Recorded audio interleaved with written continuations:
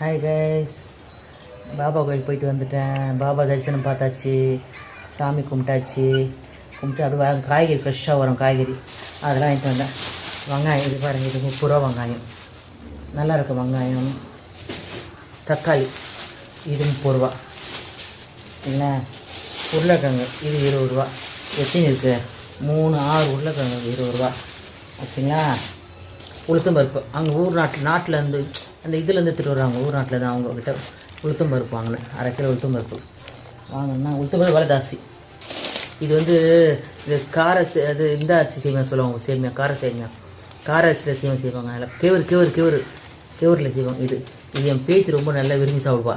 இதுக்கு சும்மா அவிச்சிட்டு கொஞ்சம் லைட்டாக உப்பு போட்டு இறக்கி தேங்காய் திருப்பி ஏலக்காய் நசுக்கி போட்டு சக்கரை போட்டு சாப்பிட்டா அவ்வளோ சூப்பராக அருமையாக இருக்குது. இது ரொம்ப என் பேத்தி ரொம்ப சாப்பிடுவா, விரும்பி சாப்பிடுவாங்க. என் பேத்தி தான் இது ரொம்ப விரும்புறது.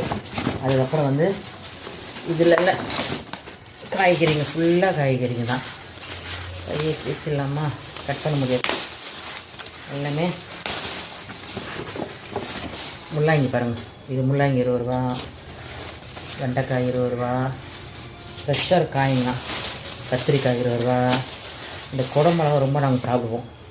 இது குடமிளகா என் பேச்சு ரொம்ப சாப்பிடுவா. இது ஏதாவது ஒரு செய்வா பாருங்க, அவங்களுக்கு அது வாங்குறது.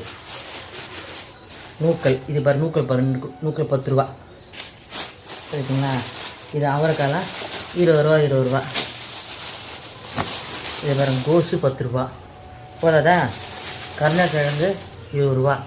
ஏன்னா அந்த அம்மாக்கிட்ட நான் எப்பவுமே வாங்குவேன், எப்பவுமே ஒரே ஆளுக்கு தான், ஒரே அந்த மாதிரி தான் வாங்குவேன். அவங்க எடுத்து கொடுப்பாங்க, அது அவங்க எனக்கு கொஞ்சம் கொடுப்பாங்க. அம்மா எடுத்துவாங்க. அப்படியே ரேஷன் போனேன், சரி அப்படியே நின்று வாங்கிக்கின்னு. எனக்கு இந்த ஏலக்காய் டீத்தூள் ரொம்ப பிடிக்கும். ரேஷன் கடையில் வைக்கும் டீத்தூள் ரொம்ப பிடிக்கும். அந்த டீத்தூள் நான் டீத்தூள் போட்டு ஏலக்காய் நசுக்கி இதில் ஏலக்காய் போட்டு கொஞ்சம் கூட போட்டு நசுக்கிடுவேன். நசுக்கி இந்த ஏலக்காய் போட்டு டீ குடிப்பேன். சூப்பராக இருக்கும், அருமையாக இருக்கும். இந்த பருப்பு எங்கள் வீட்டில் காம்பவுண்ட் பெருக்குன்னு வருவாங்க, அவங்களுக்கு இந்த பருப்பு கொடுத்துருவேன். அவங்க எடுத்துப்பாங்க. சர்க்கரை நான் வீட்டுக்கு யூஸ் பண்ணிப்பேன். பாமாயில் அந்த அம்மாவுக்கு கொடுத்துருவேன். காம்பவுண்டில் பெருக்கிட்டு வயசானவங்க அந்த அம்மாவுக்கு இதெல்லாம் கொடுத்துருவேன்.